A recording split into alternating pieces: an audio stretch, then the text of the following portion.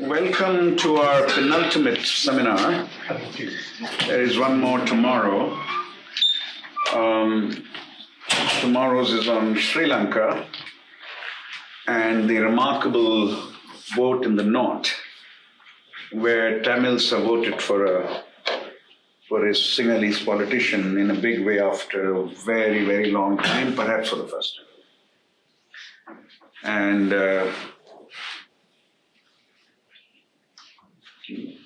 our scholar tomorrow teaches anthropology at Stanford and is from Sri Lanka, so she'll be speaking. But today we have Kunal Purohit and this book, H-Pop, The Secretive World of Hindutva Pop Stars, with a very arresting opening. Let me read a little just to set the stage. In March 2019, I found myself in Gumla, a town in southern Jharkhand. There was a procession there, a Ram Navami procession. As the procession entered the lane housing the mosque,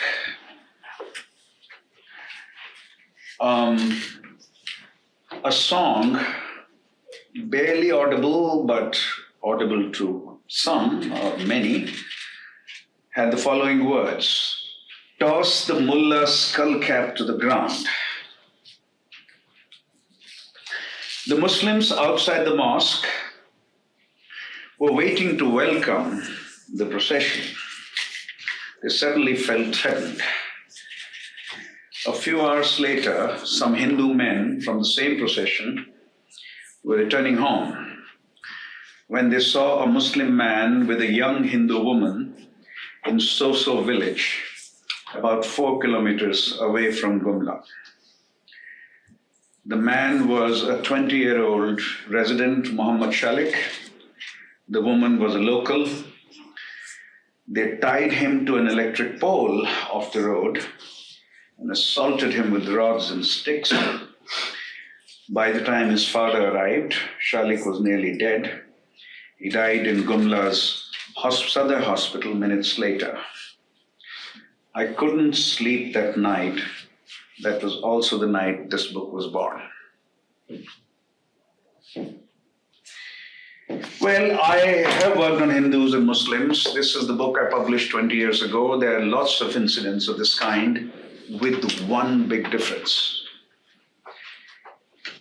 In the earlier times, a young Hindu man going out with a young Hindu woman could lead to a riot. It did a few times, not always. Certainly in some cities, not all, of course, that is the main point of the book. But this is about a new era of communal violence where the incidence of riots has declined, but the incidence of lynchings has gone up. So there is a transmutation in the form of violence from riots to lynchings. So the scene that I just read out to you is about a lynching. A group of people tying someone to an electric pole and virtually beating him to death. The publicity material that HarperCollins has sent us is actually very well drafted. So let me also read a little bit from that. It's extremely well drafted. Can a song trigger a murder? Can a poem spark a riot? Can a book divide a people?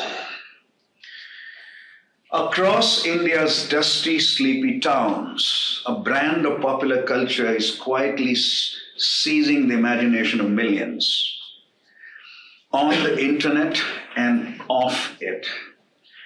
From catchy songs with acerbic lyrics to poetry recited in Kavi Sammelans, music conferences, to social media influencers shaping opinions with their brand of breaking news, to books re-scripting historical events, Hindutva pop or H-pop, is steadily creating societal acceptability for Hindutva's core beliefs, normalizing Islamophobia, demonizing minorities, and vilifying its critics each day, and they never make headlines.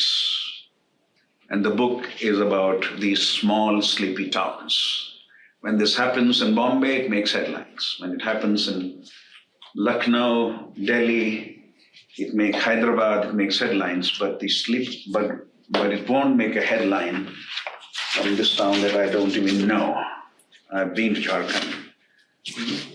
Gumla. I've been to Ranchi. So,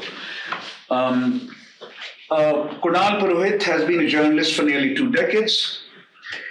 He has worked in the newsrooms of Hindustan Times and the Free Press Journal in Mumbai.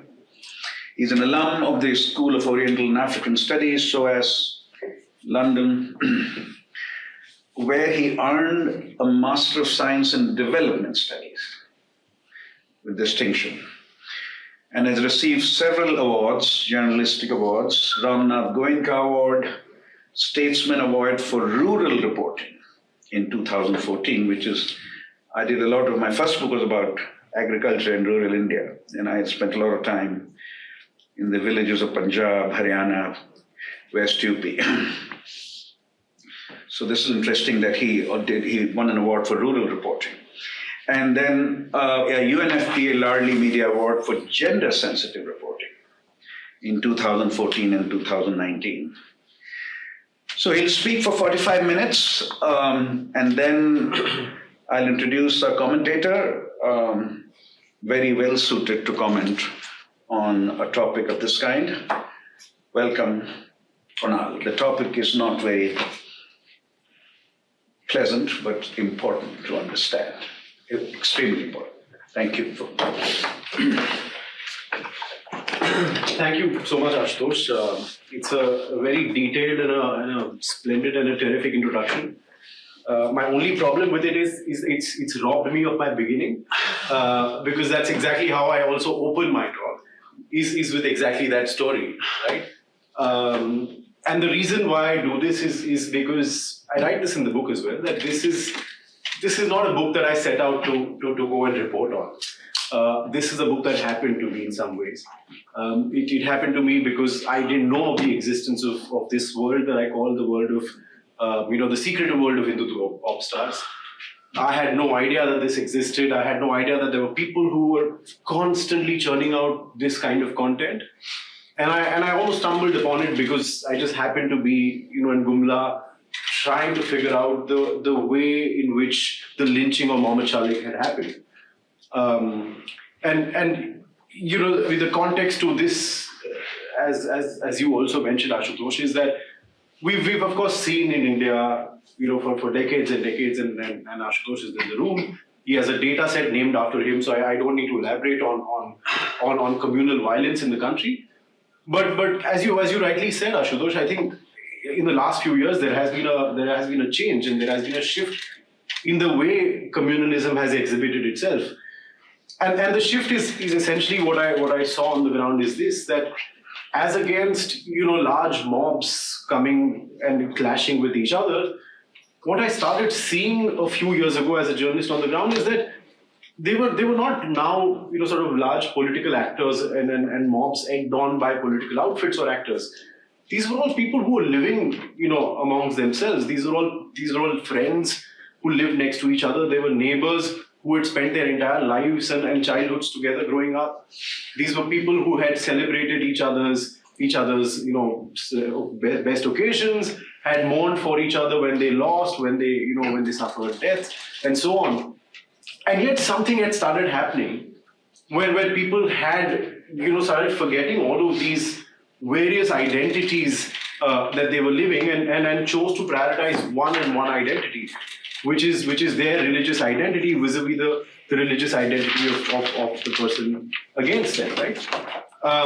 And then, for those of you who know, this might sound like a bit of a repetition, but this photo is actually representative of one such instance, right? Where a Muslim family is retiring after a long day of work, is living in this village not far from Delhi, has been living there for decades and decades.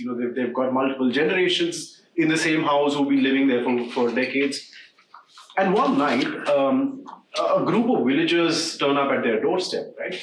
And then these group of villagers are people again. They've known all their lives, except that this group consists of only Hindus who come to the Muslim doorstep, and they're all angry and demanding answers because they have heard from somewhere that this Muslim family has been slaughtering cows and storing cow meat and cow beef in their homes. So the group angrily barges in. It ransacks the whole house. It ransacks the refrigerator, as you can see. And when it finally finds meat, it doesn't know what kind of meat this is. When it finally finds meat, it then goes on, like they do with Muhammad Shalik. They go on to pick the head of the family. They drag him outside, and in full public view of the village, of the family, of all of the other villagers, they lynch him to death, right? And again, I mean, and as I said, right, this was one of the first ones that happened, starting 2015 or so, where we saw this very peculiar form of violence now taking place. It was not groups taking on groups. They were basically groups of people who knew each other, who had a context for the other person, deciding to then attack an individual based on their religious identity. And it's, the question troubled me, the question perplexed me as a journalist, because I've lived in Bombay. I've seen communal violence up close when my city burnt in 1993. And yet this was something different, right? This was something different that we were seeing, and I wanted to hit the ground and just really understand what was happening, and whether there was something that we were missing in our analysis of why all of this was happening. Can I intervene for just a second? Of course, yeah. So the literature, scholarship on communal violence draws a very sharp distinction between riots and lynchings. Riots are two mobs going at each other, right? That's how a riot is defined. Lynching is a mob attacking one or two people, not mob versus mob. A mob attacking one or two people, and sometimes fatally, of course. Often fatally, not sometimes. So precisely what Ashutosh said. I mean, this was something different that we were seeing, and I decided to hit the ground and decided to go to places where all of these lynchings had happened. Where there had been instances like these of religious hate-fueled violence, and what I found was what Ashutosh described is my discovery of that particular instance in Gumla, where a Muslim man is lynched, and his lynching is reported. That's the interesting part. His lynching is reported by news organizations. It's reported by various local media, also some state level and some national media, saying a Muslim was lynched and so on. What none of them really reported about, and that's when it's only when I went to the ground that I found out, is that the people who killed Muhammad Shalik, just a couple of hours before the killing, were actually dancing and swaying in a group, and dancing and swaying to songs, which actually pushed them to do exactly what they did with Muhammad Shalik, right? It pushed them to think of every Muslim as an enemy. It prompted them to think of every Muslim as an existential threat to not just them, but their households, their temples, but also their sisters, their mothers, their wives, right? Because the idea that a Muslim is not just a threat to the community, but also to your women, was firmly ingrained in all of this pop culture that I finally discovered later. But this is exactly what the song had prompted them to think of Muslims. And then 2 hours later, when they see a Muslim talking to a Hindu girl, what Ashutosh did miss out on is the fact that they all knew Muhammad Shalik. They knew him from before. Mm-hmm. Some of them were classmates of his. They had studied in school together. Some of them had gone to the shops that Muhammad Shalik's father owned in the center of Gumla, and I've been there a couple of times. And so they all knew who this guy was. But in that moment, I say this in the book as well, that in the moment, they decide to forget that they knew Muhammad Shalik. And they decide to focus on his religious identity as a Muslim, talking to a Hindu girl and possibly wanting to entrap and then lure her to convert to Islam, right? And so, as Ashutosh also read out, this honestly was the moment when the book was in some ways born, because I mean, my mind was buzzing with, just what this could be. What was this song that prompted all of these guys to almost, sort of go and attack a mosque. And so I started understanding, this form of communalism better. And what I realized was that, Ram Navami, which anyway has had a very bloody, contentious past, where it has been the site of many such, violent outbreaks and so on.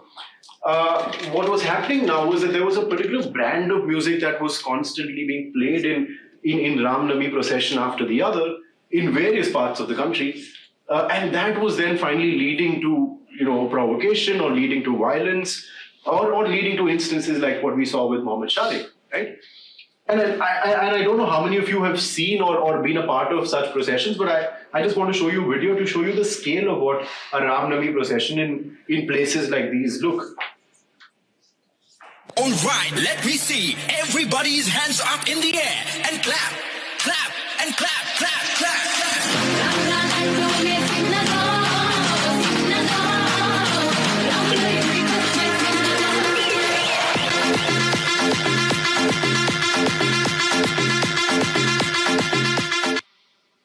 Now, this is typically how Ram Navami procession is in places like Jharkhand, where it could be anywhere from a few thousands to tens of thousands, and then clearly hundreds of thousands of people on the streets carrying wooden sticks that we call lathis, carrying swords, carrying sort of, various things that can be used to injure and hurt people, because they treat it as a form of worshipping force. They call it Shakti Puja. But what had started happening now was that in town after town I went after Gumla, I would speak to the cops, I would speak to local organizers of Ram Navami, and I realized that there had been something that had been changing, which is that they were all doing something similar to what Gumla had seen, which is that they would all carry these processions out and, sort of in some ways abandon syncretic traditions where, the Hindu and the Muslim communities would come together on Ram Navami.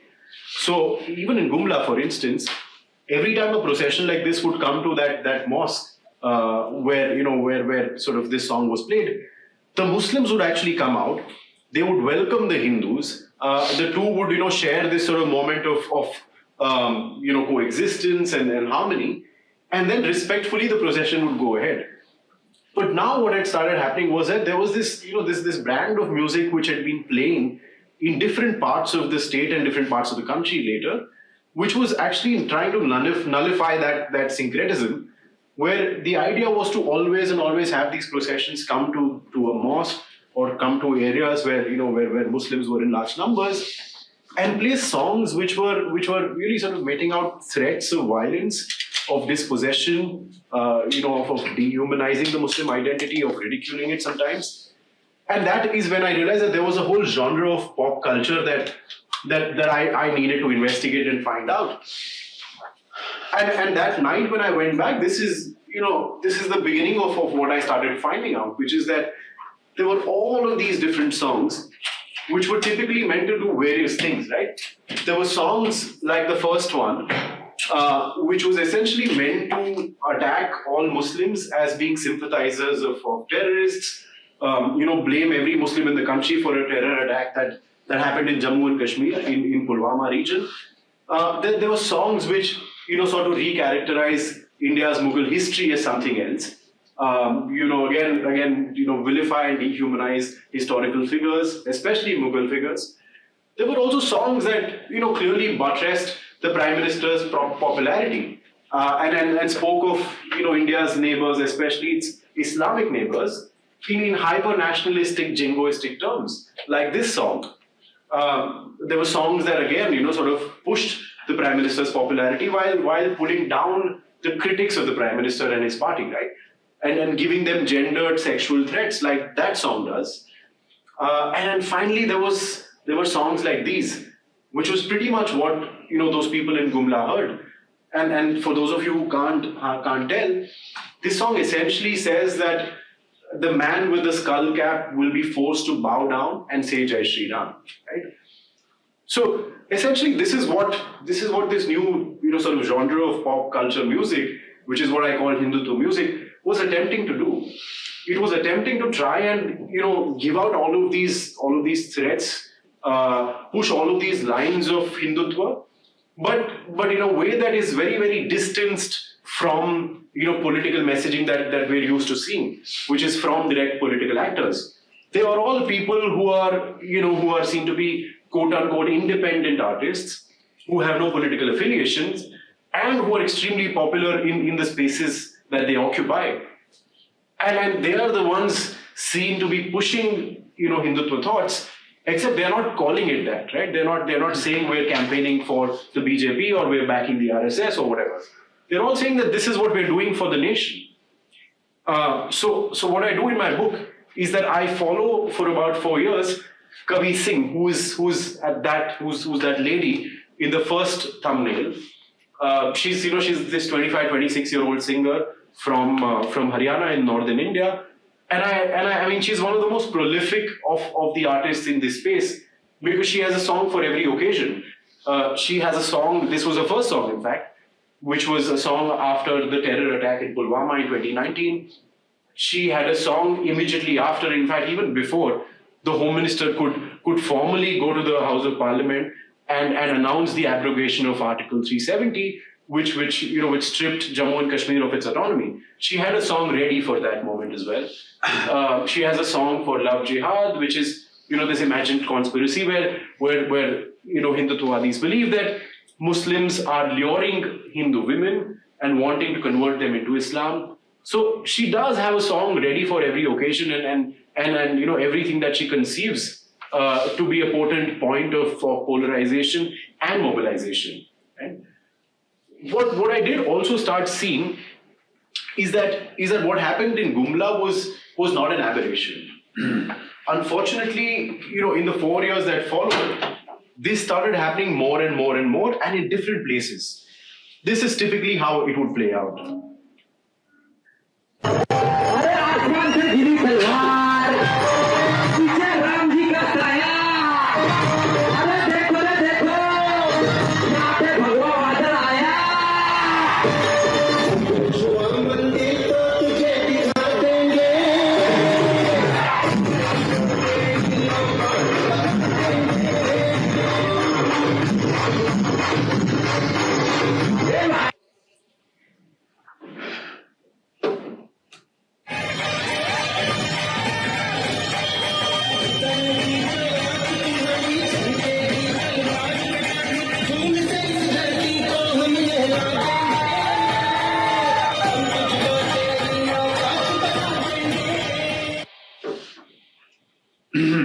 Right, so, I mean, these songs were then a form of intimidation, but also violence, right? Because what it did was, it in some ways also eliminated the need to actually go out and carry an attack like this, right? It allowed them to continue peddling the narrative in the most sort of obvious way possible, in the most explicit manner possible.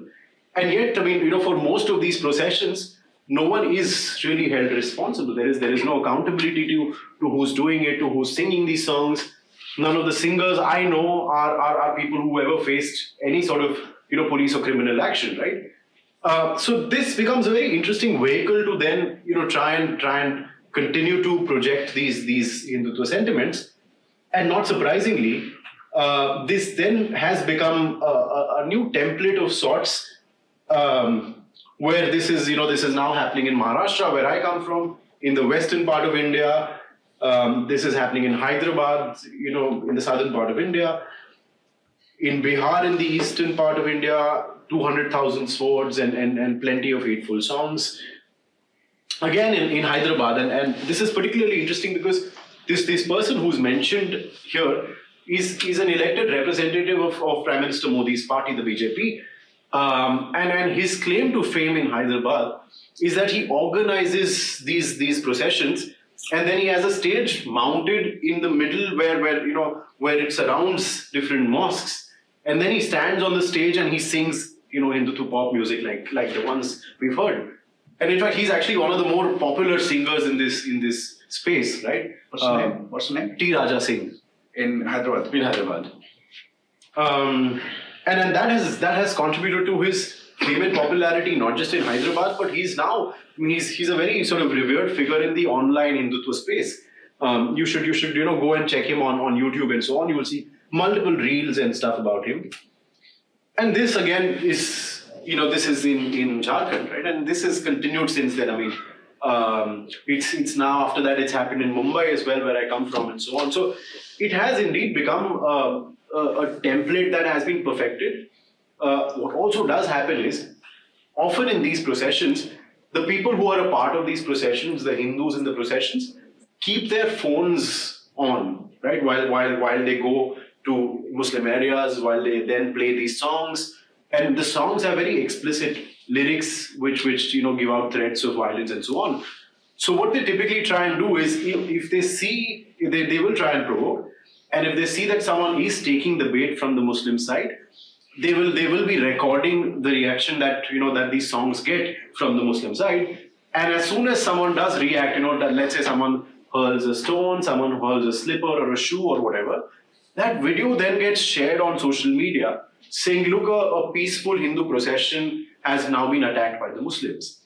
So it has multiple utility points for the Hindu right wing in India. But I saw all of this, and yet I felt like the story doesn't really end there. I was curious to see if there were other forms of popular culture which had been similarly weaponized by the Hindu right wing. I wasn't too far off, because what I did see was that while India has had a history of publications like the Gita Press pushing the Hindutva line of thought through books, what we were now seeing was a bit of a distinct break from it, which is that now there were publishers only and only engaged in publishing books like these, right? Books that very explicitly spelled out the Hindutva line of thought, and publishers who didn't feel the need to diversify and publish different books like a Gita Press felt back in the day. Now there were publishers I met who were only and only publishing books like these because they figured that the space had been created for the normalization of this rhetoric, where if you see books like these and if you push books like these, there will be very few eyebrows raised now. So, the first one, for instance, is an interesting book. It talks about how the famous Red Fort of Agra in India is actually a Hindu temple, right? And there's a Hindu temple beneath it. Now, I remember when I first saw this, I said, "Oh, this is loony. This is nuts. I mean, how can anyone believe this?" Except what's happened is, in fact, in this week, Ashutosh, right? At least in two different parts of India, we're seeing new legal challenges being mounted by the Hindu right wing with exactly the same kind of rhetoric, where they've said that existing places of worship of the Muslim community have been built after demolishing Hindu temples and so on. And at least in one of them, they've quoted a book that they have sort of referenced and said this book contains evidence which says exactly this. So I would just urge you to also see these books in that light, where the idea is to legitimize a lot of the conspiracies, a lot of the beliefs that have been held, like this book does. This book, as I said, is talking about the idea of love jihad. And then interestingly, one of the co-authors is an academic in India, right? And then so this is honestly the point of these books as well, to then take all of these ideas outside the realm of social media and WhatsApp conspiracies and try and legitimize them by publishing 200, 300 pager books on it. Similarly, this book, which is an old book, talks of how Hindus in Bangladesh have been facing a genocide. In my book, I briefly do debunk some of the claims that this book makes. But I mean, it doesn't matter, because in the last few months, as we've seen things unfold in Bangladesh, this book is in demand again. And what has now started happening is that people have been quoting, this book and taking sections of this book and then circulating it on WhatsApp and social media and so on. So the book does have an afterlife that we sometimes fail to imagine. And lastly, books like these, right, which talk of how India, and essentially Hindus are facing existential threats from who? From no prizes guessing, from Muslims, from Christians, from the civil society, from terrorists, and from journalists like me. So essentially, what it does is it tries to weaponizes this narrative and this rhetoric around people who can be critical of the right wing and of the government, but speaks of them as aggressors, inflicting 1,000 cuts against Hindus and against Indians. Even when I started looking at this, what I did do in my book is that I followed a publisher again for about 4 years. This publisher named Sandeep Dev, who is based out of Delhi, who used to be a journalist at some point in Hindi newspaper newsrooms. And essentially, I try and track his journey of why he chose to become a full-time publisher of books like these. And then what is it that he gets, right? Is he in for the money? Is there a higher motivation here? How do the finances work? Who are the patrons of books like these? And on that last question, when I try and understand why and who are the people who are buying these, as an author who knows how hard it is to sell books in India today, Ashutosh, I learned with great surprise that he manages to sell about 25,000 books every year. And then some of them are going to diaspora communities like the ones in the US, in UK. So this network is now a very well-oiled and a very enticing mechanism that has been created, and the space is now there to do this. Similarly, after books, I wanted to come to the last part of my book, which is, the third category of pop culture that I look at, which is poetry. Now, I don't know how many of you are acquainted with this, but even now in rural and semi-rural India, the idea of Kavi Sammelans, which are essentially, poetry recital sessions, where different poets come and recite poetry of different genres. Sometimes it can be political satire, sometimes it can be more romantic poetry, and so on. That space is now also seeing a new kind of poetry emerge, which is that poets are now wanting to focus only on Hindutva poetry, right? Which again, like with books and music, is basically to try and repackage some of the most core elements of Hindutva, of Hindu nationalism, and to try and repackage it in a way that is accessible and that is easily convincing, because it sort of folds it up in these bite-sized pieces. What it essentially wants you to do is it wants you to reimagine your past, to relook at it, and relook at it in a way that the Hindu right wing feels is accurate. It wants you to think of your present as something where you're constantly, as Indians and as Hindus, constantly worried and are fighting existential threats. And then it wants you to also reimagine your future, right? A future which is gloomy if you do not pay heed to all of these threats. And that's essentially, which is why I say that all of this pop culture is not just aimed at keeping the BJP in power, which is often what, honestly, liberal politics does make the mistake of making it believe. It's reorienting your worldview. It's wanting to relook at the way you perceive the world and the way you think of the future ahead, right?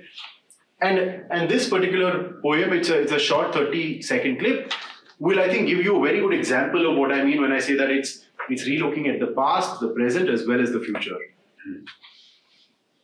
का प्रेम अमर था, वाह। गांधी जी का प्रेम अमर था केवल चांद सितारे से, वाह। उसका फल हम सबने पाया भारत के बंटवारे से।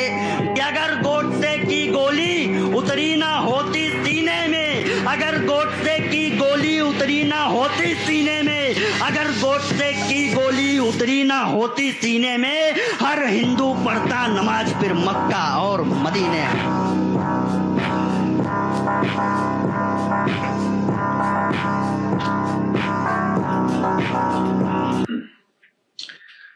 So, this particular poet, as I said, this is just a short clip, but the original poem that he recites is a 14-15 minute long magnum opus of his.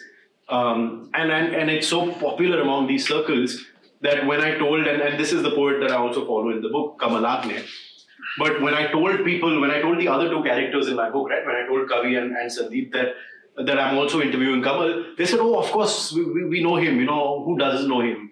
He's written that amazing poetry about Gandhi."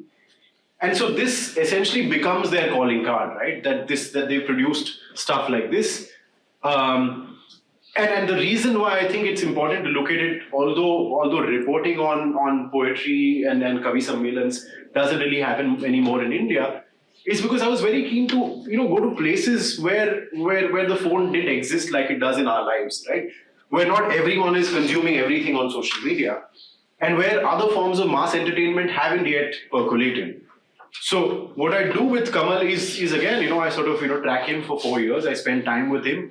I travel across the country to go to smaller towns with him, just to be able to see what happens when he goes to these Kavi Sammelans, how people react to the music that he does, especially, as I said, in places where there may not be a bigger event than a Kavi Sammelan, right? In some villages that I went, the Kavi Sammelan was the biggest thing that would happen in that village for the whole year.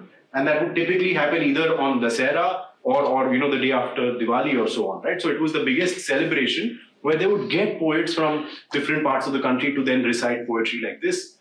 So I think it's essential to also look at forms of pop culture that we don't always believe are relevant to this generation, because what's interesting is the way digital technologies have been used to reinvent this pop culture is that now on YouTube, you may not go to Kavi Sammelans, but now on YouTube, there are dedicated channels which only push, all of these Kavi Sammelans out.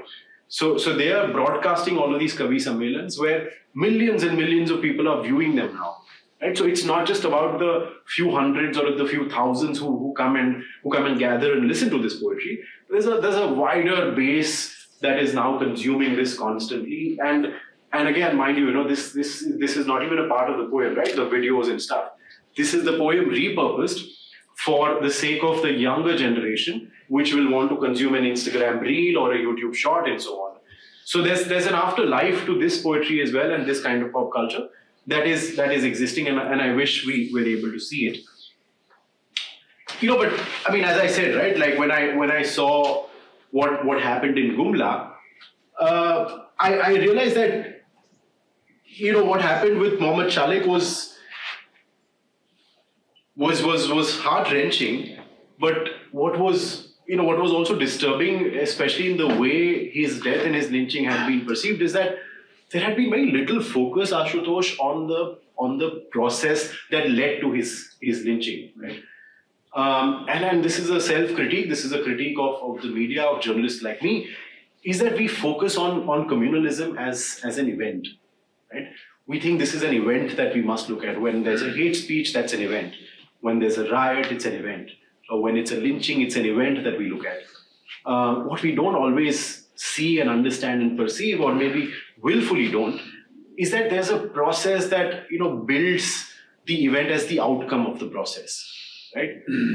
It's not an event only to be looked at. The process is sometimes way more important than just the event in isolation, because the process tells you of broader patterns that might be emerging from society. And so that honestly is how the journey began.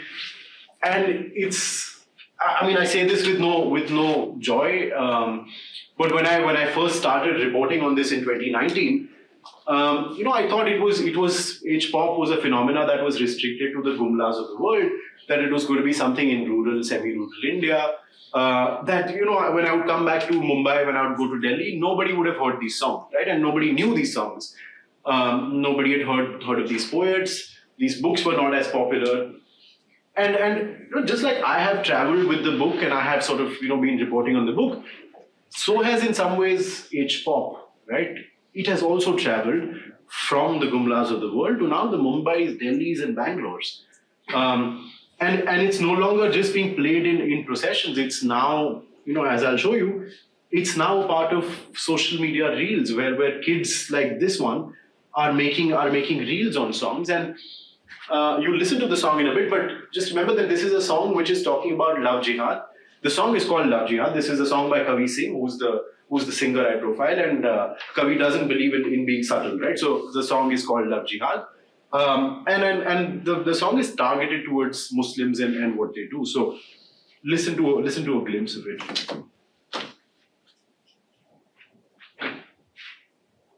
So,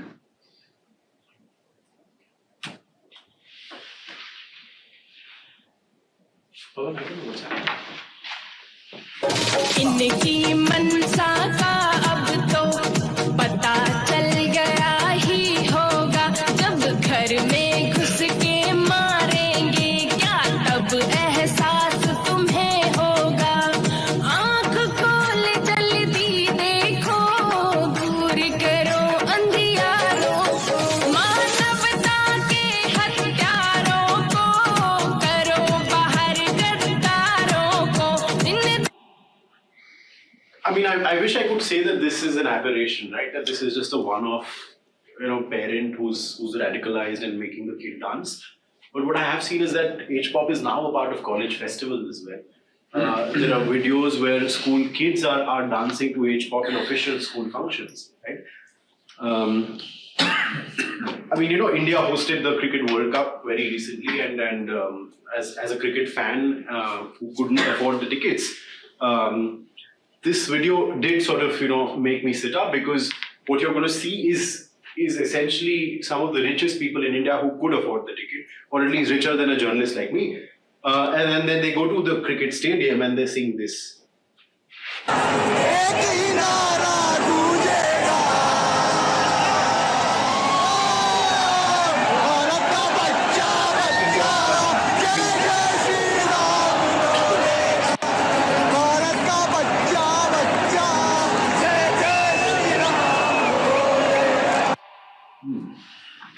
I mean, as I said, remember this is the 1% of India, right?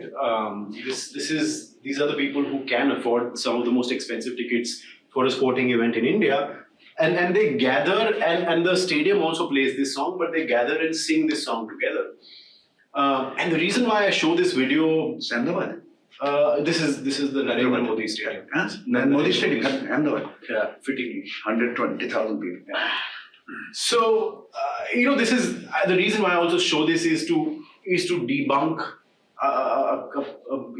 the misconception that people have that this is still stuff that people only of a certain class and a geography listen to, right? This is essentially now, if you sort of look at what the mainstream, the quote unquote mainstream is, this is now inching closer and closer, and possibly is also the mainstream now. And the reason why I say this is because of this. It's now being played in music concerts in India, and by singers who have nothing to do with Hindutva politics, or at least are not, actual sort of spokespersons, are not part of the party, and then they are singing and then they are sort of performing these songs, and then the question is why, right? But I do promise that whoever knows who the singer is will suffer a bit of a heartbreak, as I did.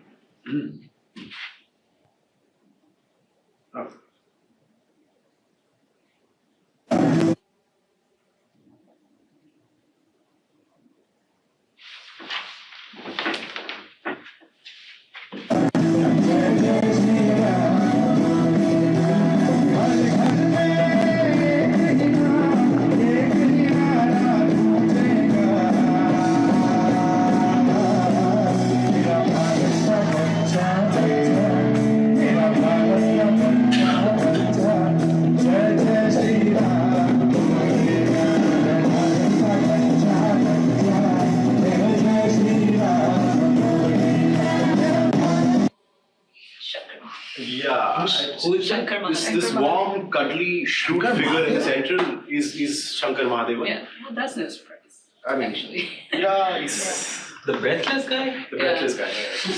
He's been for a long time. Shankar Mahadeva. The funny part is, for those of you who don't know, this guy has, I don't know, maybe hundreds, maybe thousands of songs under his belt. Some of the most popular songs in India even today are songs that are sung by him. And yet he performs and chooses to sing a song like this, right? And you may not have heard this song, but this song essentially talks of how India will be a Hindu Rashtra. It sees India as a Hindu Rashtra. It promises to slay the enemies of Hindus and so on, right? And you know, he goes and he performs this song, and this is not, by the way, not too far from Mumbai. It's in Thane.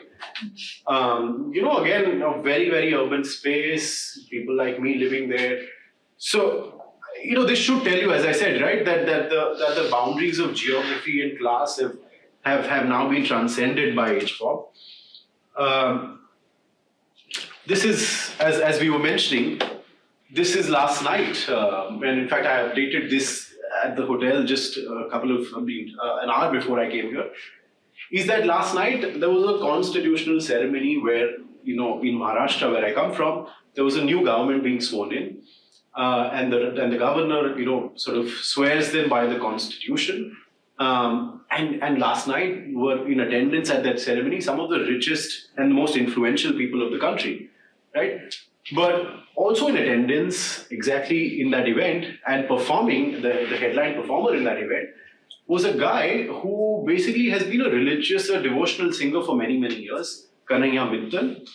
And interestingly, Ashutosh, in UP elections 2022, I was reporting on the book, and wherever I went, in UP, wherever I went, you know, I would go to, you know, a village, a town, wherever, people were all, you know, either playing or humming or singing this song.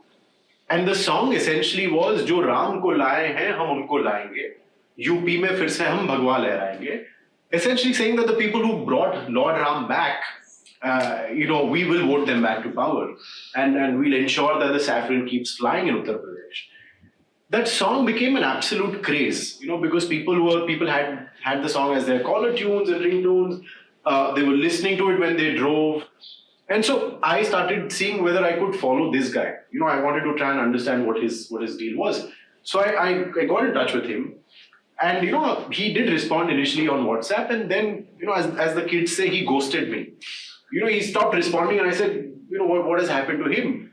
And I tried calling him. He wouldn't respond. And the election campaign was still on. And suddenly I see on his WhatsApp stories, he's posting photos and videos of being in private jets. You know, he's posing in private jets, going from one place to another, and he's posting short videos saying, "Oh, I'm in you know, the absolute east of India, but I will be, you know, in the north by the afternoon. Don't worry, look, I'm in a private jet," and so on. And when I tried to find out what had happened, this is what had happened. When the song went crazy viral in Uttar Pradesh, the BJP quickly swung in, and it made him one of the star campaigners for the party. And so it gave him a private jet. It flew him from one part of the country to another, and there were 3 elections happening at that point in Punjab, Himachal, and Uttar Pradesh, I think. And he would crisscross all of these 3 states, going and performing in places where senior leaders of the party and the government were performing. So he, even the day I finally meet him, he was leaving the next morning to go to Lucknow because he was going to sing at Prime Minister Modi's rally, right? And now, so this guy, when he wins, when the BJP wins that election, this guy gets rewarded by Yogi Adityanath, who's the chief minister of the BJP. And last night, this same guy is in Maharashtra singing his song before all of these powerful people in India.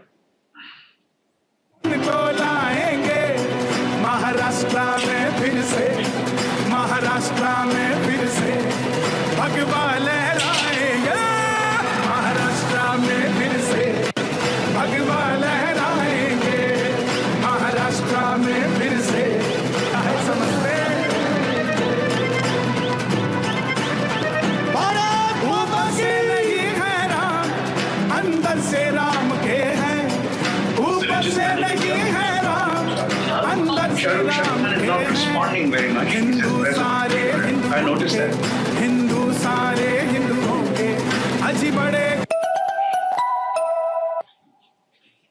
Right, and I mean, and this should tell you something, because this is going to be government expenditure. The government spends on these ceremonies. So the government deciding to, you know, get him and then make him sing this song is a sign of what is happening. But I mean, you know, we started off with what Ashutosh said, which is that this is different from a riot, right? A lynching is different from a riot because it's a group of people then going and attacking one person. And I want to take the conversation slightly more ahead because of what I've seen on the ground. is that I think we're now reaching a maybe more insidious and a more potent form of communalism, where it's no longer even groups of people, right, who are acting in that collective strength and bravado. It's now individuals who have been so filled with hate and radicalized over time that they are willing to then do whatever it takes to act out of that hate. Just a few months before I came here to the US, there was a case in Mumbai, not too far from Mumbai in fact, of a train which was coming to Mumbai, of a railway coach, where a constable whose job it is to protect the people in the train, right? His job is literally to do that, has a dispute with his senior. So he takes his semi-automatic gun out and he shoots the senior dead. But that's not the worst part. I mean, what happens next is that he takes the same weapon and then he starts walking down the railway coach. And whoever he sees is visibly Muslim. So whoever with a Muslim skull cap or a beard or who is dressed like a Muslim, he lines them up and he shoots them dead point blank. And then he stands on one of their bodies with his foot on them. And then he tells people in the railway coach to record what he's going to say next. And what he says next is this. He says Hindus are under threat by these Muslims. And this is what we must do. And if you don't want to, meet the fate that these Muslims will mete out to you, you must vote for Modi and Yogi. That's just one example, right? And then, which is why I say this particular, sort of form of communalism where it's now, I would like to call it the lone wolf communalism of sorts, right? Where individuals who have no political affiliation, they are not members of the political party, they are not members of the RSS or any other Hindu right-wing outfit, are now driven by this constant, sort of campaign of disinformation and hate that they've been consuming for all of this while, actively, that they are now willing to, do whatever it takes to go in and act out on that hate, right? What's the name of the singer? Kanhaiya Mittal. This is Kanhaiya Mittal. This is Kunal. There are many examples of this that I'm talking about. Like this happened recently in September. Again, in Maharashtra, where I come from, where a group of people, group of young Hindu men who are traveling in the train, spot a Muslim and want to search his bags. And when they search his bags, they find meat that he's carrying for his daughter. And they believe that it is cow meat, right? That he slaughtered cows. So they go and attack him and they record videos of him being attacked and brutally assaulted. And the funny part of this is, again, these guys were not political workers. They were in fact coming to Mumbai, Ashutosh, to appear for examinations so that they could become policemen, right? But they were willing to forego that because they believed this was something more important for them in that moment. Similarly, this happened in the north of India, where a teacher is sort of teaching a class of students, and she picks out a Muslim kid, and she beats him up, and then she asks all of the other Hindu kids in the class to come and assault him one after the other, while she delivers a hate speech about Muslims. Right? And again, she had, like that railway constable, like those young men on the train, she has no political affiliation. She has no links to the party. She's, again, an individual who's driven by the hate that she's consumed. This, unfortunately, happened just a couple of days before I left in Mumbai at the biggest cancer hospital in India, which is the Tata Memorial Hospital, where, an NGO worker who's serving free food to cancer patients and their family members sees a Muslim, but when he sees her, he imagines her to be a threat, so he tells her that, you're wearing a hijab, you must say Jai Shri Ram. You must concede your supremacy, our supremacy. And if you do that, I will give you food. This happened in June. It's happened again a couple of days ago in a different part of the country, where Hindus, middle class, sometimes, a couple of days ago in Moradabad, I don't know if you saw Ashutosh, upper middle class Hindus, again with no affiliation, to political outfits, residents of posh societies, ganging up and preventing Muslims from living there, right? In fact, what happened a couple of days ago is worse, because a Hindu doctor sold his posh flat to a Muslim doctor, And the Hindu residents of that society came out on the streets and protested, saying, "He can't do this. We can't let Muslims live among us." The reason why I want to tell you that this is a new form of hate in my view, or at least this is something that is much more insidious, is because what has essentially happened is that hate has now been outsourced, right? Hate is no longer a top-down political messaging. It doesn't need hate speeches. It doesn't need rallies. It doesn't need the prime minister to say what he needs to say. It doesn't need the government to get its hands dirty. It doesn't need a riot anymore because riots are bad headlines. And the prime minister will go abroad. He doesn't want pesky questions about it. So what all of this allows is for all of the actors to evade accountability and yet continue to peddle the messaging of Hindutva in ways that are way more impactful, than a political event or a political rally where a political leader is giving you a speech about hate, right? And I say this because I saw firsthand the kind of credibility and the legitimacy that these pop stars enjoy. Kavi Singh, the singer in the book, when I'm traveling with her across places, we go to this town called Haridwar, and when we're by the banks of the Ganga, which is considered to be very holy and auspicious by the Hindus, there's a man who comes and he sees her and he recognizes her immediately, right? And then he sort of walks up and says, "Oh, you're Kavi Singh, I know you from your songs." And then this happens all the time, right? People do recognize her on the streets.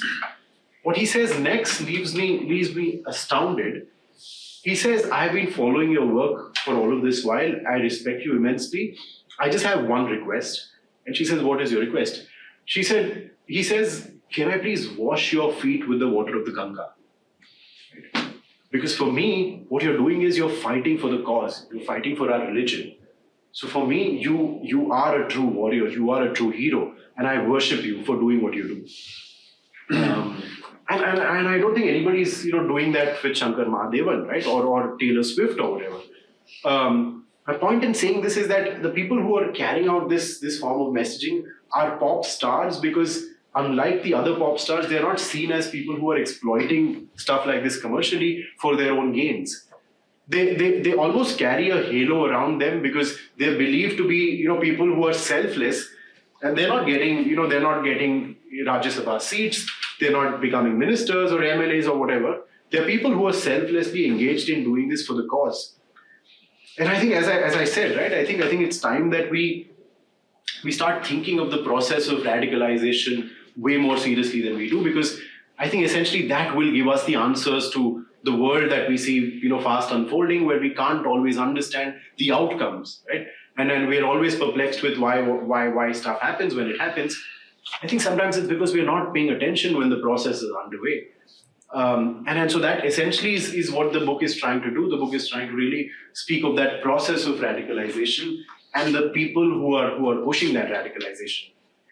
I'm going to end here, but I'm hoping that Ria has a lot to add, and then some questions from you guys. Yeah, thank you. Our commentator is Ria Modak, who is a professional musician as well as a scholar of music, and is a PhD student in the history department, is on Ali Sethi's band, and would like to write her PhD dissertation on music and nationalism. So she's very well suited to comment on H-pop. Ria will take about 10 minutes, 12 minutes. Thank you for that introduction. I would add that I am the proud product of a love jihad marriage. Oh, so right, okay. This was like the most horrifying and enlightening read of the year. For those who haven't read it, I really recommend the book. It's rich in ethnographic detail and very rigorously researched with a really keen and interesting eye to comparative cases. The kind of dogged journalistic integrity really leaps off the page. I have three major sets of questions that I'd like to pose. One is you've touched on this a little bit, but about regionalism, regional identity in Hindutva beyond the kind of rural, north-central Indian case that you examine. The second is on. Could you say that again? The first one? The first is on regionalism and regional identity I see. beyond kind of rural North Central India. The second is on continuity and rupture, because I'm trained as a historian. And what distinguishes this brand of Hindutva pop culture of the past 10, 15 years.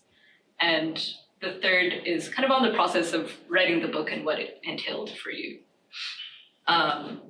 So I first read the book when it came out, and as I was revisiting it in the past couple weeks, when the elections, as we've kind of discussed a bit in Maharashtra and Jharkhand, were in full swing, I came across an article about the role of Varkaris and Kirtankars, who are performers of Marathi devotional music, in fueling the BJP victory. So basically, they were swayed by the BJP's move to provide them with financial and institutional support, and were traveling across the state, especially to Congress strongholds, and spreading the message of Hindu unity through song, which is by now a familiar kind of proposition.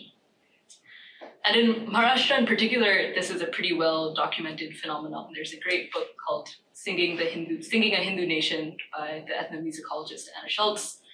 And she narrates the story of how Kirtan has been mobilized to arouse Hindu nationalist sentiment, especially in the 70s and 80s, when these musicians began to ally quite explicitly with the RSS. And so like the protagonists in Maharashtra.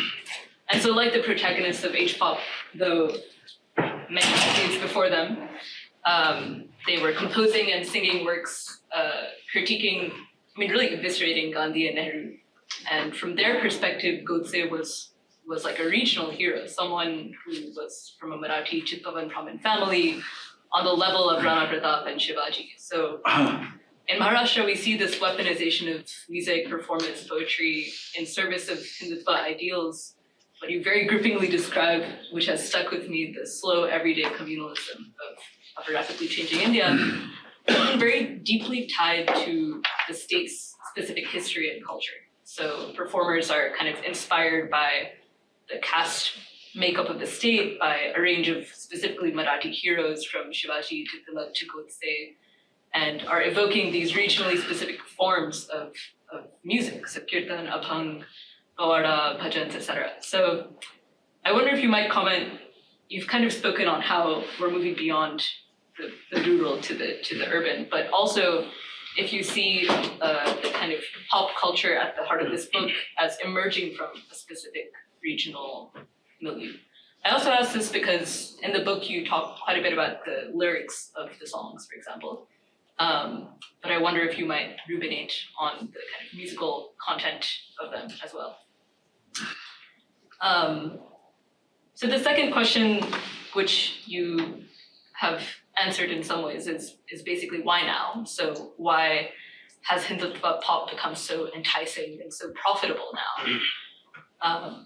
The book begins, as both of you mentioned, with a Ram Navami procession in this small town in Jharkhand that explodes into violence in front of the masjid. And immediately when I read the first page, I began thinking of this longer history of music before mosque riots, which were happening throughout the 19th and early 20th centuries, where musical processions, kind of similar to this, would accompany Hindu festivals and deliberately pass in front of mosques, and led not only to violence and death, but also was a specifically colonial form of intervention and surveillance would follow them. And Gandhi himself wrote quite extensively in the 1920s about the music before mosque issue. So it was quite topical in the colonial period. So on the one hand, there's this kind of continuity with how music has provoked and inflamed communal sentiment in the past, but there's also, as you've noted, a kind of rupture. In the book, you rightfully point out that India has one of the cheapest rates in the world for data, and so there's a massive market for online videos. People are turning to YouTube as their kind of authoritative source of information. And the cheap data boom also paves the way for people like Kabir Singh to monetize their social media. And you delve into the challenges. I was kind of surprised to hear that it was difficult to monetize in some parts, and there was pushback against that.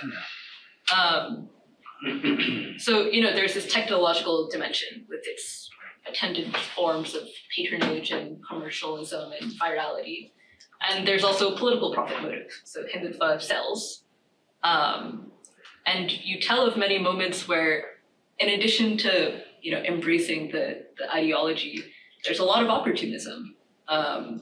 There's a lot of gaming the system. So Kabir Singh's adoptive father / manager sees the music as a way to expand to bigger audiences. Kamal Agne, the poet, is dialing up or down the vitriol of his poems opportunistically depending on the vibe of the occasion. So I guess if you could elaborate on whether you see this moment as more of a rupture, more of a continuity, like what is it about this moment politically, technologically, culturally that makes beach pop so irresistible? And my final set of questions has to do with the process of researching and writing the book. It's a kind of shockingly empathetic book. You spend a lot of time delving into the early lives of your protagonists. And I don't think it's a stretch to call them the protagonists of the book. I think they really are. In an attempt to kind of understand their point of radicalization. So for Kamal, who grew up in a pretty diverse neighborhood, he had Muslim friends. I don't want to spoil the book too much, but it's a betrayal of this one Muslim family friend, which gets weaponized and transformed into hatred for the entire religion. You also spend a lot of time humanizing these figures, which I found quite surprising and moving. The downfall of Kabir Singh, for example, is precipitated by her falling out with this adoptive father manager, marital strife, her mother's health problems.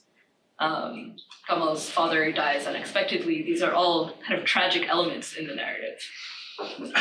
So even when you're confronted by these super fringe elements of the Hindu right, which maybe actually aren't super fringe anymore, but those people for whom Modi doesn't go far enough, people who are looking to Yogi as their new savior, there's an insane moment where Sandeep is comparing Modi and Aurangzeb in the book for destroying temples, which was insane to read. And then someone calls him Mullah Modi. Yeah. In the comments when he's angrily talking about Modi, someone says, Modi He's not doing enough. Yeah.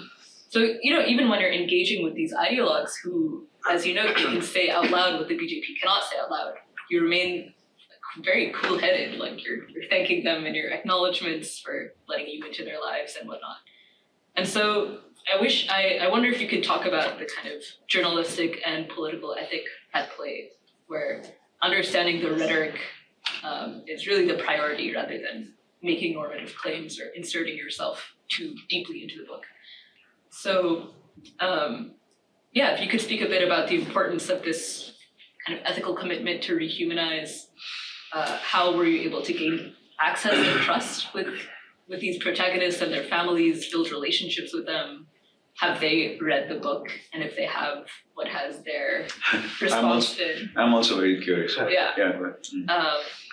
Yeah. I'll leave it there. And thank you. Thank you so much. Thank you. One thing that I missed while introducing him, that Kunal's book, H-Pop, is on the Prince list of the most important books of 2024 in India, shaping public discourse. You saw that? I saw that, yeah. You're part of the jury as well. Yes. Okay. Thank you. Yes. Should I go or do you want to? Yes. No, go ahead. So as the chair of the seminar, I remember two points very clearly. One is the continuity and rupture. Second is your ethical responsibility. The question of the whole, how does one define ethics in the writing project of this kind? Right. Where you're dealing with people who are at one level very objectionable, at another you of course writing about them and how they're. And the first question, The regional spread. Yeah. The very specific Maharashtrian roots of this musical form, yes. So, what is there something very regional about this, or is something much more extra-regional, national? Yeah. No, I mean, great points, all of them. Ria and I look forward to speaking more about some of this when we have dinner. But Look, I mean, as far as the regional spread is concerned, when I started off, as I said, it was mostly in the Hindi-speaking belts in northern, central, and parts of Western India. And what I did notice was that while, and I've reported a fair bit in Maharashtra as well, not for the book, but in general, because I also hail from there, is that there has been the attempt to sort of try and co-opt different local cultures and traditions in a way that it benefits the Hindutva ecosystem. But as far as H-pop is concerned, I think the idea, very interestingly, has been to have these almost this pan-India pantheon of H-pop stars, right? Who are creating music which is as relevant in say UP as is in Maharashtra, which is why you also see Kanhaiya Mittal performing in UP the song, and then he's coming and just changing the Maharashtra word. I mean, the song is जो राम को लाए हम उनको लाएंगे UP में फिर से हम भगवा लहराएंगे, and here he's saying Maharashtra में फिर से. So it's very easy to then also do this, and I think that is by design. It's meant for a audience which, as I said, shouldn't be restricted by boundaries of class, of geography, of regions, of languages as well. As far as at least the northern and the central and western parts of India are concerned, all of these characters, at least their most dominant languages are always Hindi, but they are increasingly also trying to branch out. So, like for instance, Sandeep Dey, who's the publisher in the book, he publishes books in different languages. He's also publishing books in English, for instance. His attempt is to also try and publish more in different regional languages. So the idea is to then branch out into more region-specific content, but at least at the level of wanting to achieve this popularity in this world, they're all trying to make it in Hindi. What has happened though is that many regional artists have seen this as a bit of a template that has been set, and then they've now tried to emulate them in their own ways. So I didn't know of this when I was writing the book, but after the book had been published and I traveled across India, you'd be surprised to know that I went to southern India as well, and I went to places like Karnataka, I went to Hyderabad, I went to Kerala, and West Bengal as well.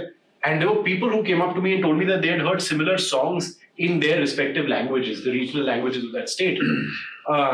Which is to say that I think what we are seeing is that H-pop and the fame and the popularity that it has got has then inspired and spurred a lot of other local regional players to then customize, this, make the rhetoric their own, and then see how they want to play it in the local and the regional contexts. So I think we're going to see more and more attempts at that. The second point about there being continuity and rupture, I think is interesting. So the book also constantly talks about how what we're seeing with the weaponization of pop culture isn't new, right? It's not new that there are now books being published, so there's music or there's poetry. The book in fact quotes instances from history where there has been a sense of continuity in all of these fields. I think what is new is a couple of things. One is that digital technologies have made the creation of and the production of this pop culture so much quicker and has ensured that it can be constantly created to respond to various different things. The other thing that it's also done is that it's made the whole business very sustainable, right? I mean, way back in the late 80s and the early 90s, when there's also that book, right, about cassette culture and stuff. So there used to be moments where you could use that moment to then create pop culture which reflected that moment and hopefully polarize more people, like it happened in the Ram Janmabhoomi movement. I think now with digital technologies they can keep doing this. They don't have to wait for just that one moment, one big moment. They're constantly sort of recycling everything that happens. I told you of the instance where Article 370 is yet to be abrogated, and Kavi is quickly making a song about it even before the Home Minister can actually go to Parliament and announce it, right? And this happens within a span of a few hours because they're actually out shooting for a video in the evening. They hear whispers that maybe this is going to happen, and they rush back. They take a U-turn. They go back. By 6 or 7, they reach home. They write a song from scratch. In an hour or so, they're in the studio. they've recorded the song, that night they do a lip synced video in the house, and by the next morning they've got a song and a video ready. So the role that digital technologies have played is really a bit of a rupture when it comes to trying to map out the trajectory that H-pop has taken. And as I said, what it does is it allows them to continuously sort of respond to various things that are happening in real time. It allows them to also make it very, very financially enticing because you're able to constantly, sort of create and put it out. And then there are platforms which allow you to monetize all of this, right? So we speak of YouTube a lot, and that's because it's a visual medium. One thing that also, sometimes escapes our knowledge is that all of these, especially the singers, are also using platforms like Apple Music and Spotify and so on, where their songs are available for listening and downloading. And when I used to be with Kavi Singh, she would tell me, she's like, oh, look, this is my royalty from Spotify, and this is how much we've got and so on. So there are also these audio streaming platforms which have changed the game for so many of these artists because it just created one additional stream of revenue for them. And I think there is that. So the design might always be there, but there are a number of factors that have come and that has, I think, led to a bit of a continuity, but also a rupture in the way that pop culture is being created and then being pushed onto us. So that's the second point. About this, I think also spoke about why H-pop is so irresistible right now, right? And I think someone like an Ashutosh might also be able to maybe say this better, but in my understanding, what has essentially happened and why H-pop wouldn't have succeeded, say 10, 12 years ago. There were attempts made even back then, but it didn't take the trajectory it did, is because I think there has been a sense of normalization that has already happened, right? So the ideological foundations are very much now out there in the open, as against this being stuff that people would whisper in their homes, saying, oh, that people from that community are terrible and we should always remain with us and all of that. I think that conversation is no longer now facing any inhibitions. That conversation is now out in the open. So what this essentially means is that nobody's frowning upon you for listening to songs which essentially call all Muslims, threats and how they should be eliminated and so on. Because I think there's been a normalization that has happened over the years, especially in the last 10 years or so. So I think that foundation being there has played a big role in, H-pop sort of being present as well as being something that can be sustainable. Because you have more and more people taking to it. The other thing, of course, is that look, it's no secret that the state is in so many ways directly and sometimes not so patronizing Hindutva pop, right? I gave you the example of Kanhaiya Mittal, who's performing for the BJP, but there are so many other cases in which these people, for instance, Kamal Agne, who's the poet in my book, they may not be people who are a part of the organization, but they're always, happy to help. So he goes and campaigns for BJP candidates. There was a time in the UP elections again of 2022 when there was a farmers' protest in India that it looked like would cost the BJP the state of UP, or at least the western part of UP, right? And then what happens is Kamal Agne gets instructions from right-wing organizations to create poetry which essentially paints the Muslims of that region, and that region has an interesting mix of Hindu Jats and Muslims. Right. But he gets instructions to paint the Muslims of that region as these brutal invaders, who attacked historical figures in the Jat community and so on. And he based out of nothing, he creates this poem, and that poem just days before the state goes to polls. The poem is then shared by Kangana Ranaut, who's this very renowned actor in India, and she's now a part of Modi's party, but back then she wasn't. And so in a stroke, millions of people are consuming that kind of content, right? And so there is patronage that all of this gives, because he would then hold that Kangana post, and he would get access to many more Kavi Sammelans, his price jacked up after that. So there are ways in which the ecosystem also rewards you and you stand to gain because you're producing content like this. I mean, I want to see how much is Kanhaiya Mittal paid for the performance last night, right? But he's gaining because he's now performing against in front of some of the most richest and the most influential people in the country. And many of them have sympathies, even if they're not out there in the open, they will have sympathies for the Hindutva cause. So I think there's also that part, right? Which is that there is so much patronage that is so directly out there, as well as some indirect sources, that it makes H-pop a very sustainable affair and a very enticing one, because all of the people that I profiled in the book are living rather well, right? They're not people who are struggling to make money or so on. They're living with good, decent lifestyles. Coming to the last part about the ethics of it, and I keep getting this because the book does, when you're right, the book does sort of humanize them, and I have been told by people that they felt bad for what happens to some of them, right? They say, oh, I actually felt bad for Kamal after he lost his father or whatever, right? I mean, I don't know if you... Wouldn't go that far. Yeah. So there are people who've gone that far, and I said, oh, okay. And I think the idea essentially was for me that when I first started on this is that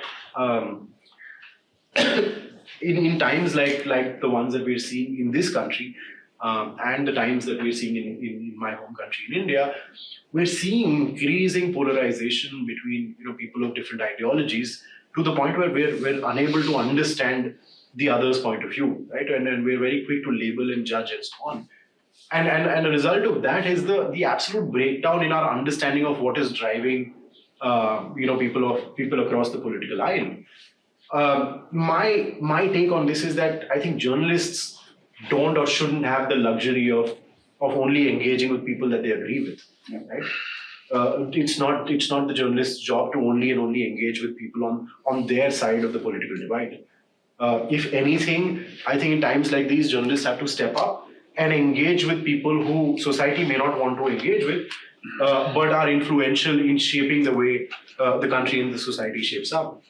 And so that is honestly what I had in mind, that when I go there, I know that I'm going to, and they knew of my political opinions, because when I first approached them, they didn't give me access before I could send them my work, before I could tell them what the book was going to be about, and I was being honest about this. I told them that the book is going to be, I'm not going to sit there in judgment about what you do. I may not agree with you, but the book is really essentially chronicling your work and your life, and seeing India through your eyes in some ways, right? And at least the parts that you shape. And that is what the book, also attempts to be. So when I first encountered, all of these people, they knew where I stood because I can be outspoken on social media. So they saw that, I was criticizing, all of this stuff on Twitter and so on.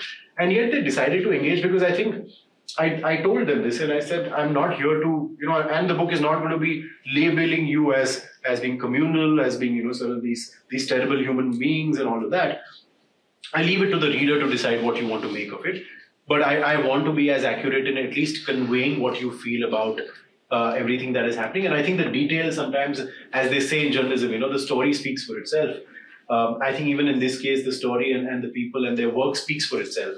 It shouldn't need a Kunal Purohit to tell you what to take. Because I also firmly believe that I think moments like these, and I think every story that a journalist does is bigger than the journalist himself or herself.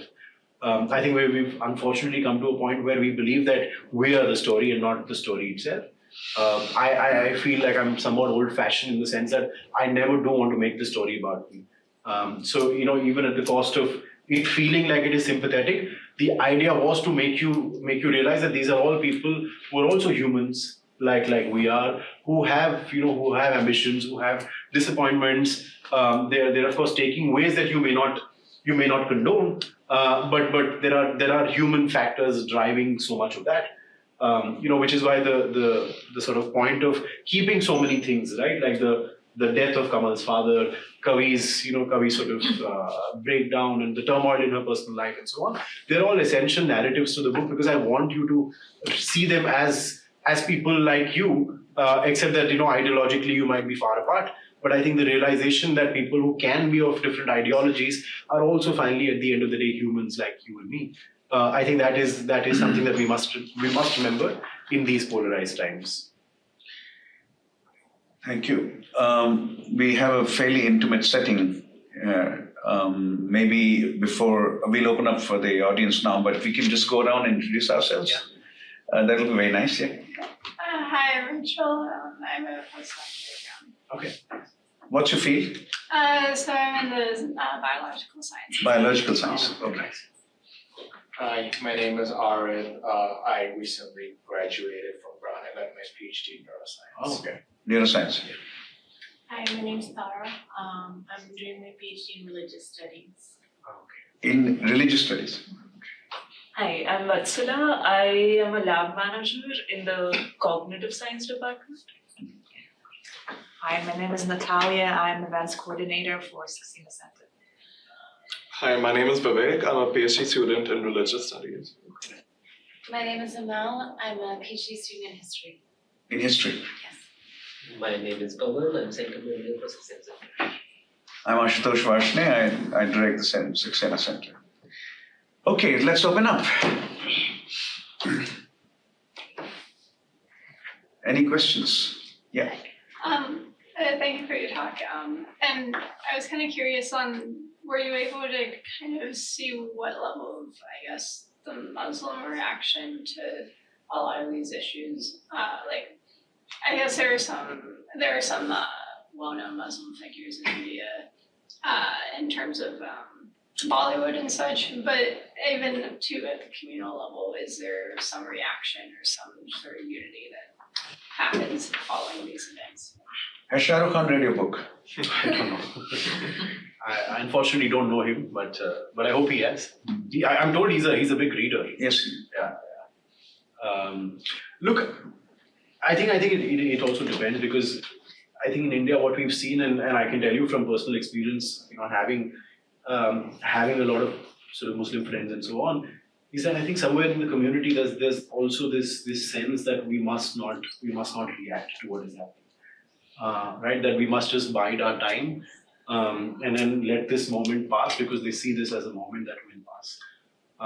So in most cases, and I must say, the kind of provocations that have been thrown at the community in India is it's incredible that the community hasn't reacted or taken bait to so many of these provocations. So at this point, what we're seeing is the Hindu right wing sort of trying to decide for a community of 200 million people, right, which is half the population of this country.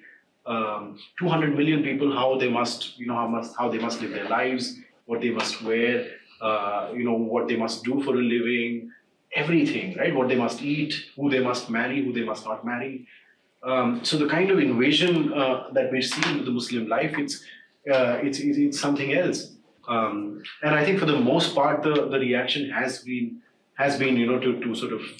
to not react, if that makes sense. That is the measured, sort of calibrated response that the community has had. But look, some of these instances, as I said, especially the processions, they often still end up becoming, spaces and events where there is violence, there are clashes. Because even if a couple of people of the community respond, that is good enough for for that moment to become a moment of violence. But I think overall, as I said, I think there has been this measured response to not react to everything that is thrown at them. Other questions? I can jump in. This may be a bit of a flip way of asking the question, but throughout the book, you portray Kavi Singh last minute writing a song, or Kamal Agne 10 minutes before he goes on stage scrawling a poem. Were there moments where these people opened up to you about the craft of making this music or poetry, and what were those conversations like? I would always keep asking them, and I would always sort of want to keep going back and seeing, because I think often people dismiss all of this as stuff that has no craft, or that there is no effort in producing this because this is so inane. Is often the conception. And what I did for Kamal, for instance, is I had also sort of spoken to other poets. And I'd shown them the work, and I'd said, okay, divorced of the ideology, what do you think of this person's grasp of the language, his usage of the language and words and so on. And people had good things to say about just how well he was able to craft and present complex ideas. So for instance, with Kamal, it was always interesting because that conversation that you read, right, about what he would do when he would go and perform, especially when he was campaigning for BJP MLAs and so on, is that, or even when he was just, out there sort of performing at these sessions, is that you test the waters, right? He's not someone who's so blind to all of this that he will just go and, blurt his mouth out. He's very wise about how he wants to present himself and how much he wants to push. So when he goes to these sessions, he will first start. I mean, he says this, and I have quoted him in the book and stuff. He speaks of more generic ideas, right? So he'll speak of nationalism. He'll speak of like soldiers, and he'll present all of these ideas of bravery and so on. And then when he sees that the audience is receptive, he'll take it a notch, lower or higher depending on how you see it. But then he might sort of start attacking Pakistan as the Islamic neighbor. If people like that, then then he'll start taking digs at the Muslim community. So he basically calibrates his performances in a way that is actually very, very clever.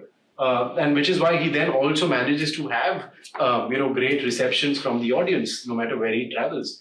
I've seen him bombing a couple of times, but most other times, I've seen him actually get very good responses. To the point that the audiences would start and stand and start chanting religious slogans of Jai Shri Ram and so on. So he is someone who can mobilize people, and this is in Bihar. This was not a political event, but he was able to mobilize them with his mastery over the work that he does. Similarly with Kavi, for instance, one thing that I was very keen on understanding about the music is, I said, how do you decide what song and what beat suit that song, right? What is the logic? And she, she told me multiple things, but one thing that she told me is, she said that, what we often do is that we try and go back, into the past, say 5, 10, 12 years ago, and we try and pick up some very, very popular Hindi songs, right? Songs that were very popular across the country, and we won't lift that tune, but we'll just lift a part of it, maybe like a very distinct beat from that tune or so on. And then we will try and reuse it and repurpose it in our songs. So what happens is, when people listen to my song, they will be reminded of something, but they won't always know what it is. But it would sound familiar to them. And that would help them, at least connect to the song initially, before they actually start liking it. So there is a lot of thought into what they do as well. So yeah, craft has been a part of my conversation, as well as I think their process of bringing this out has craft in it. I mean, because otherwise, you can't have these banger songs, right, which have like millions and millions of views on YouTube and so on. It is because they put in that sort of calibrated effort in making them sound a certain way. As a follow-up. Okay. Was she singing 2 tracks, or were they recording percussion? They were recording instruments. Oh, no. This is the musician in Ria asking you. Yeah, I can see that. Well, you mentioned that you go to the studio and see what's happening. So. No, there are no instruments. Okay. Yeah, it's all happening in the studio on the system and stuff. So. But it's a lot of experiments. It's like, does this beat work? And she's like, no, this doesn't work. Okay, let's do this. But all of this surprisingly happens in very, very quick time. Like that time that I go with her, she's done with singing and recording that whole track in about 2 hours. Right, so I mean, she's quick and she's good with what she does. Other members of the audience, shall I? Yes, Sarah. Thank you. I had a question about something you mentioned a little bit in the beginning, and it's just been stuck in my head. Is you mentioned sort of the role of gender and how like the incitement of violence and rage usually mentions women, and like how the women are a threat, like you talk about love jihad, and also I guess I'm thinking about Kavi Singh. And I was just curious if there was an aspect of the H-pop or any of the movements and stuff that you went to in the 4 years, where you noticed like a role of women that was different or interesting to you in some way or surprising? So what's interesting is some of the most popular songs, I mean, even though H-pop and Hindutva music especially doesn't have too many female singers, some of the most popular songs that have come have been by female singers, right? There have been some women singers who've been like one-hit wonders and so on. But their songs are still sort of lasting to the day. What I did notice in all of them, including in Kavi, is that there's almost this sort of process of masculinization that they undergo, right? To be able to fit into this space. It's almost like saying their identities as women as they were are not good enough for them to be commanding this space. So, for instance, Kavi Singh, I don't know if you remember that thumbnail. The way she dresses up is like how a man would typically dress up. I don't think I've seen too many women dressing up that way. She wears unfortunately a very similar jacket like this. She wears a long kurta. She'll wear a dhoti, and she'll wear a turban, right? So it's a very imposing figure that she cuts. But the interesting part is that it was her husband and her father who sort of planned that. They were the ones who decided that is how she's going to dress, because the idea also was to take away her feminine identity from her as much as they could, and present her as this sort of figure to be revered, not to be desired in any way. So what she does is, and she also tells me this very interestingly, is that when she's not playing Kavi Singh, and she thinks that she's playing a character, when she's not playing Kavi Singh, she's a very different person. She's bubbly, she's cheerful, but the minute she becomes Kavi Singh, which is the minute she puts on the turban and her clothes, she becomes a very different person. She's much more aggressive. She's told me how she slapped people on the street for misbehaving. She says, I don't bow down when I'm Kavi Singh. I don't touch anyone's feet when I'm Kavi Singh. So, there are these ideas of what that performer has to be. And I think that process of masculinization is something that I feel is the same, not just with her, but with the other female singers that I told you. They all dress very similarly. And then the way they also project themselves is again, sort of being very, very aggressive and assertive. Like Kavi, for instance, abuses a lot on social media, and she tells people that when they see Muslims, they must take action. They must not let Muslims sort of get on with things and stuff. So there is that image that they constantly keep playing to, and I feel like that's a product of how masculine that space anyway is. Where Hindutva as a space, if you see, has had women who've been leaders, but have never been in the leadership position. So you've had a Sadhvi Ritambara and Uma Bharti, but they've never really risen to the top to become the people who are calling the shots. Yeah. So I think they recognize that, and which is why the attempt is to be in that space as much as they can in a way that people can relate to. Any other thoughts? Yes. Thank you so much for your talk. I was quite curious about, you've talked a lot about how hip-hop contributes to, violence against Muslim bodies. I was curious whether it contributes in any way to a sort of policing of the Hindu community itself and the articulation of a distinct idea of a Hindu normativity. I partly come to this to the lens of caste, and of course hip-hop seeks to cater to a trans-caste audience and a trans-regional audience of sorts. But whether, through this specific rhetoric that it articulates, whether this idea of what it means to be a Hindu is a Savarna idea of what it means to be a Hindu. And specifically within the context of Jharkhand and Maharashtra, and I'm thinking of Jharkhand in the sense of the Adivasi peoples and Sarnaism and a vamped up agitation and an articulation of a specific Sarna identity. Or let's say in comparison to the Dada Ambedkarite movement in Maharashtra, so how that contends here? 100%. I mean, that's a great question, because I think the idea is to present a sort of a uniform, almost a homogeneous idea and an identity of what it means to be a Hindu. Right? There has been that process for so many years that has been ongoing, and H-pop is just one instrument to achieve that. And one way to sort of also demonstrate is that just look at how Lord Ram is now possibly the most popular figure when it comes to the pantheon of Hindu gods. And there was a very interesting survey, I forget who had done it, which basically looked at whether the popularity of Lord Ram in South India, right, and how it's risen over the years, which is very interesting to see, and that is backed by all of these efforts of the Hindu right wing to push him as the figure to be revered. It plays out in different ways, right? And the way H-pop plays into it, for instance, is when earlier this year when the Ram Mandir was consecrated.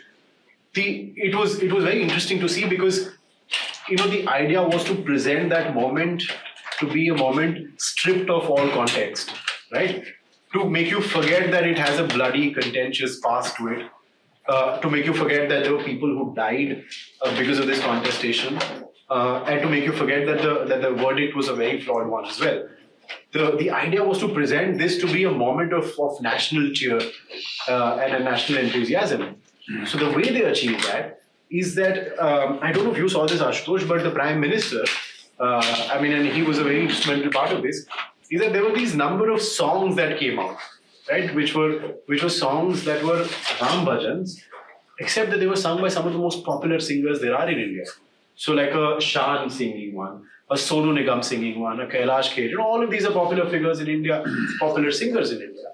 They all started coming out with Ram bhajans, which only spoke of how Ram is amazing and how what has happened is amazing and all. Interestingly, the Prime Minister, about a month or 40 days before the actual event, on a daily basis starts tweeting out these Ram bhajans, one video a day. So he says, here is your Ram bhajan for today. And day 2, here is your Ram bhajan, right? So he does that. And on the last day, he tweets out a whole playlist of some 60, 70 Ram bhajans, saying this is the consolidated playlist of all Ram bhajans. So what you see is, I think somewhere, I'm hoping that it answers your question, is that the idea is to always present this uniformed, homogeneous identity that you must all adhere to, right? And what it means to be Hindu, what it means to be a good Hindu, and so on. And I think H-pop does that in multiple ways. Like, it's not just music, but also poetry and books, right? And the way, as I said, the way it makes you look at your future as well as, sort of reimagine the past that you had, is they're all very, very Hindutvaized ideas of the past, the present, and the future. And I think that enables them to reach as many people of different castes, but also tribes. I've been in Jharkhand, I've seen, tribal communities being absolutely mobilized by the BJP. I've met people who have been involved, tribals who've been involved in lynching another tribal because that person was slaughtering a cow, right? And so that has been made possible by the BJP and by all of this ecosystem, presenting to people this idea that what you've been doing for years and decades and centuries is wrong. This is what it means to be a good Hindu. And if you want to be in the fold, this is what you must do.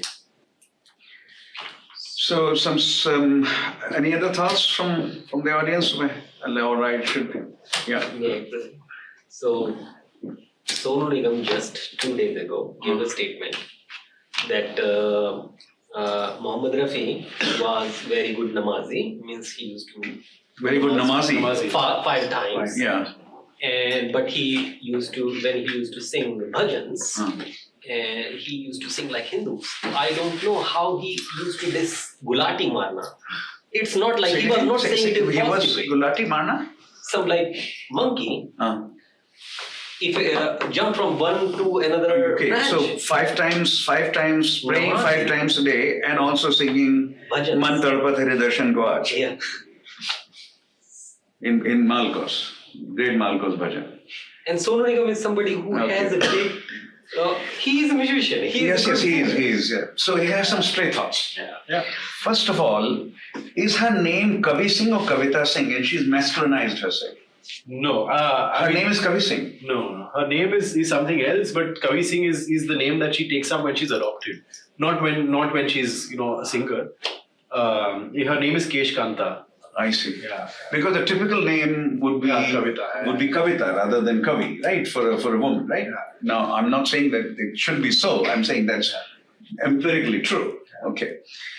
On continuity and rupture, I think you're right about how the new digital technology creates enormous revenue opportunities, right? Each time it's played, they get something. Yeah. And I think your point about the audio technologies also, Spotify, etc. That's a very good one. We hadn't thought about it. We were only talking about YouTube. And we know now so many who were thrown out of legacy TV and who started, for example, Ravish Kumar, etc. They're earning a very respectable, receiving very respectable stream of revenue. because of their how popular their YouTube videos are. Yeah. But there is one more thing. Music before mosque, as Ria rightly put it, is a very old trick. Sometimes it's used as strategy to create a riot, right? Also, pigs thrown into mosques. Two things. So always they're there in 1920s, and Gandhi speaking against them and all that.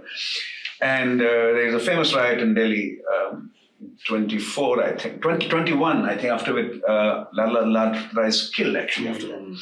So all of that is very old.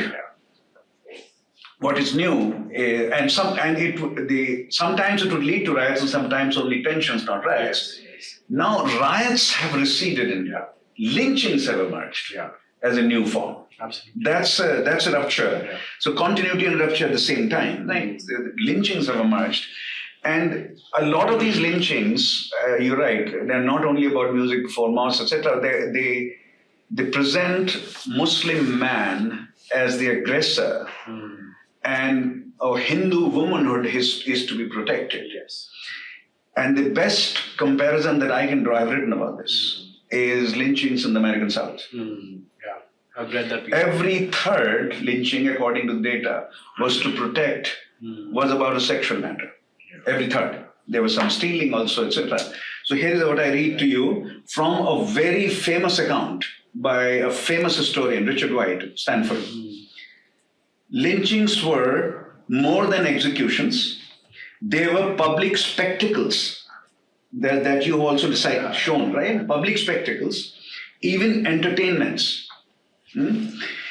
that often took place before large crowds. White men tortured black men, dismembering, castrating, burning them. Photographers memorialized the murders. Now it's WhatsApp and video. Photographers memorialize the murders. The photographs turned into postcards, picture postcards, sold widely. Far from being a problem for the Democratic Party, which was the Republican Party is the Democratic Party today, and today's Democratic Party is the Republican Party. So at that time, they were the white racists, right? Far from being a problem for the Democrats, lynching carried little political cost with their southern base. It reinforced their standing as a white man's party and defender of southern womanhood. Defenders of southern womanhood. Okay. But whatever we can say about this rupture and continuity idea, which is a very important one, there's a more contemporary version of it. In UP, Lok Sabha elections, despite Kanhaiya Mittal, Modi and Yogi were reduced to the second party. They didn't win, they lost. Right? In Jharkhand, despite who was the singing there? Kavi Singh? No. Who was singing that in Ramnami procession? Oh, lots of people. Lots of people. Despite all that, BJP lost. In your state, they won and won big. But in Jharkhand, they lost. Right? So I'm not saying that you have to provide me an answer. I as a political scientist have to provide an answer. Despite the mainstreaming of Muslim-hating Hindutva pop, they're not winning everywhere. Only 18 states of India out of 28, they have not won all 28. And if you think of the eight biggest cities of India, they are in control of Delhi, but may not be because that's fractured. It depends on what happens in Delhi elections on February. They are now in control of Bombay again. They are in control of Ahmedabad, right? 3. They are not in control of Chennai. They are not in control of Bangalore. They are not in control of Kolkata, right? And they are not in control of Hyderabad. 4 out of these are 4 and 3 with them, and Pune, you should say, is with them. 4 big cities are with them, and 4 big cities are not with them. Right? So what has happened is truly alarming. given my perspective, certainly alarming. However, they're not in full control yet, right? And the idea that, which you've hinted at, that state patronage has a lot to do with this, right? Has a lot to do with this is beyond doubt. I also remember a time, my deceased mother went to jail during 1942. And what were we taught at home? Again, as children, two things we were taught. Make friends with Muslims, Muslim boys and girls we couldn't make friends with, as boys. Make friends with Muslim boys and make friends with Dalits. This is part of a movement. We are talking about small town UP. We are talking about Allahabad, Lucknow, those places where I grew up, right? So Muslims, of course, I could find in my class, those names. Dalits, I could never find. But anyway, that's part of it. The other thing is the song. The great freedom movement song, De Di Hame Azadi Bina Khadg Bina Dhal, in a more unrestrained setting, I would sing it, of course, but I would. Go for it. And if only Riya were there, then I would sing it. And Riya could also play the piano at the back, right? But anyway, De Di Hame Azadi Bina Khadg Bina Dhal, Sabarmati Ke Sant Tune Kar Diya Kamal. Also, the Ramdhun. The Ramdhun that was played during the inauguration or the consecration of the temple, it was called Ramdhun, but they removed one stanza there. Ishwar Allah Tere Naam Sabko Sanmati De Bhagwan. We grew up with that, actually. Our mothers and our fathers in UP, in Lucknow, and Allahabad taught us that. That was also the whole, you can call it freedom pop if you want. Freedom movement pop, that was there. Now, these songs, the Muslim hitting songs are also there, but the state patronage was not there for them.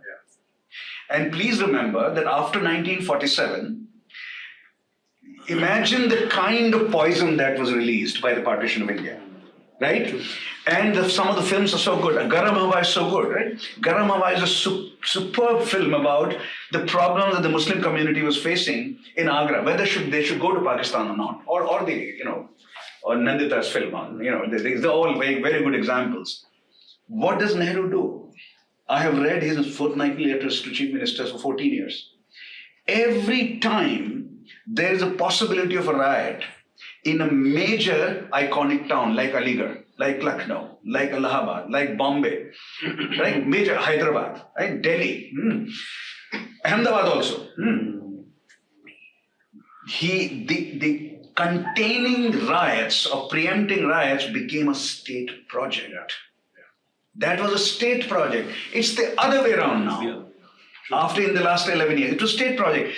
Again and again, Nehru is telling district magistrates and chief ministers, you have to stop this. We cannot get riots back in India. And the data set that you referred to, yes, I'm not the only one. Varshney and Wilkinson. The data set shows you that we start in 1950, we go until 1995. Nehru's time, 1950 to 1964, you get riots which are one kills one person, two person. The biggest riot is Jabalpur 1961, which kills 7. And he's so disturbed. He is so disturbed about that. How could you have a riot when I am a prime minister and in which 7 people died? 1 or 2 can be understood, but 7 people died. Right? So that was a state project. Containing riots or preempting riots was a state project, right? Which is, and now that's very different. The rupture and continuity idea, if you see that, there's a post-47 rupture, clearly. Nehru wants to create a very different India. And the main point of that India was, lots of points, central planning, this, that, whatnot. One main project was getting rid of Hindu-Muslim riots. And he succeeded tremendously in that. If you see our data, the way we draw the line there, it all starts happening after his death, especially after 1969. 1969 is the turning point, Ahmedabad incident. 633 people died in that riot in 4 days. That's a massacre. Those of us who deal with these numbers, 633 people in 4 days, if you kill in a riot, that's a true massacre. Right? It's not 7 people, it's not 8, it's not 20, 633 is what we could find. Wilkinson and I, right? So anyway, thank you for your. It's 6 o'clock and time for samosa and pakora and chai. Yeah. Thank you. Thank you. Thank you very much for this talk, and thank you for doing this. Thank you so much. Richly deserved all honor.